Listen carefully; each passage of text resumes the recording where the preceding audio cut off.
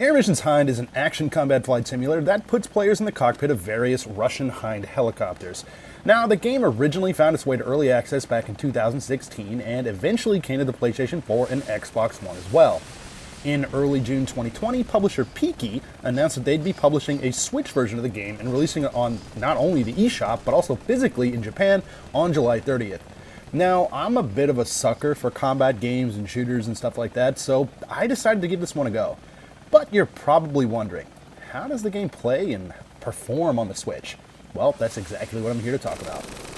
Danny from the Famicast here. If you're new to the channel, please be sure to subscribe and turn on notifications, because today we're taking a look at Air Missions Hind on the Nintendo Switch. Now, there are a number of modes in the game here. So you have a campaign, instant action, test flight, and instant mission. Now, the latter options here will get you right into the cockpit. However, you'll probably be spending a majority of your time in the campaign and the 18 missions that are included in the package. Now, missions themselves are varied and have you doing a number of things. So here you're going to be tracking down and destroying a number of enemy vehicles and soldiers, demolishing bridges or communication towers, destroying ships, evacuating comrade soldiers, and even fight other helicopters. Now, it probably sounds pretty standard considering the kind of game that this is, but I still feel like the missions and the various objectives were generally put together pretty well, and most importantly, they were fun.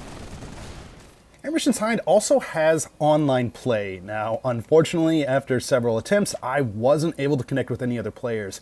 Now, in the one time I was able to actually get into a lobby, the other player must have been away from their console or something, because I just kind of sat there waiting to get connected. So that kind of sucked. But, even after checking the leaderboards, only one person seemed to be there. Other times it would kind of come up with errors and stuff like that. And, it's a shame, but Hind doesn't really seem like it got much fanfare for its release here in Japan. Now, there are a few different options for control here in Air Missions. So you have casual, novice, and pilot. I found the casual option to be a bit finicky, but I felt right at home with novice. So with this control mode here, you use the right stick to control your altitude and the left stick to go forward or backwards. Weapons here are also plentiful. Now, before setting out on your missions, you're able to, of course, choose from a number of different craft and paint jobs here too, as well as up to 3 different kinds of weapons. Now, these range from rockets, bombs, to more powerful gun, and more. You can cycle through your weapons during the missions with L. Now, there are also some missions here that will put you in a gunner chair of the chopper too, which I thought was pretty cool. What wasn't cool was the fact that you couldn't change the option to invert the aiming, so that was kind of annoying, but I got over it.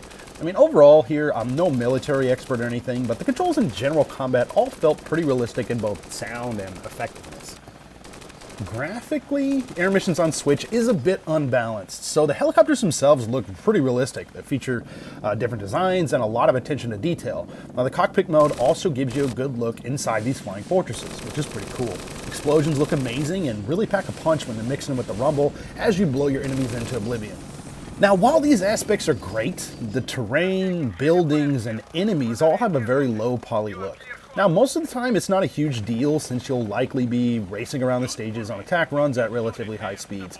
However, for the moments when you have to slow down or during some of the cutscenes, you'll definitely notice that subpar look. Now, not only that, but the game does suffer from some pop-in here and there as well. Even with all that said, Air Missions does run at a pretty consistent frame rate, which is always a plus in my book. Now, playing in handheld mode here also feels and looks on par with playing on the big screen, so you can play as you like. Now, in terms of environments and stage variety, there are a number of different locations that you'll be visiting throughout the game.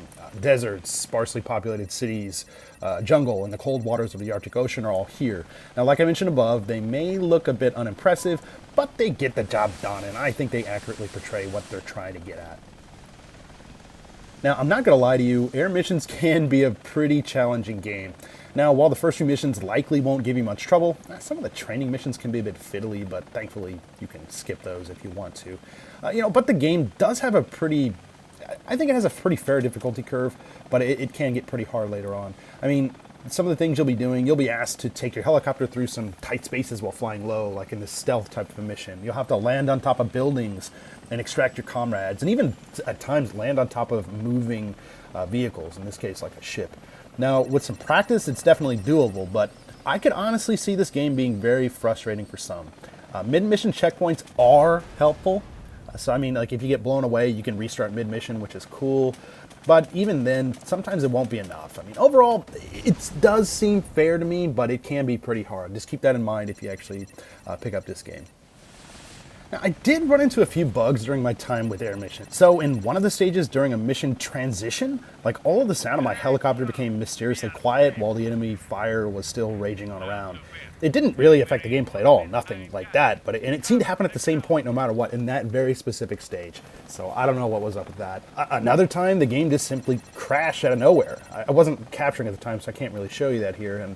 But I haven't been able to repeat that bug. I mean, to be fair, these are very few and far between, but be aware that these bugs are there, and you might run into some of them. For all you collectors out there, Air Missions Hind is available right now physically in Japan only. Obviously, by the time you check out this review, that very well may change. But at any rate, the packaging here is really nothing to write home about. I mean, you have a picture of the flagship Hind on the front of the package. Of course, you have some additional information about the game on the back. And the inside cover features a pretty cool jungle backdrop and has some helicopters flying away there, so that's pretty cool. Now, in terms of language options, the game features English, Russian, and Japanese voices and text with additional support for Mandarin and Cantonese text. So don't worry, if you pick up this game, even from the Japanese eShop, if you're watching this review, you probably speak English. But yeah, so you'll be covered there. I ended up enjoying Air Missions Hind a lot more than I thought I would. Now, like I mentioned at the beginning of the review, I am kind of a sucker when it comes to military combat games, movies, and stuff like that too. And this experience is a really quick romp that doesn't really take itself too seriously. Now, although I did have fun with the game, there are issues. The graphics aren't great, but the game runs smoothly. The missions can be challenging, but are generally fair with a few exceptions. Oh my god, the next to last stage was a real pain in my ass.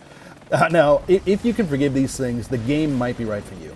Everyone else, you're probably better off waiting for a sale or leaving this one on the store shelf. Final score for Air Missions Hind on the Nintendo Switch, 6.5 out of 10.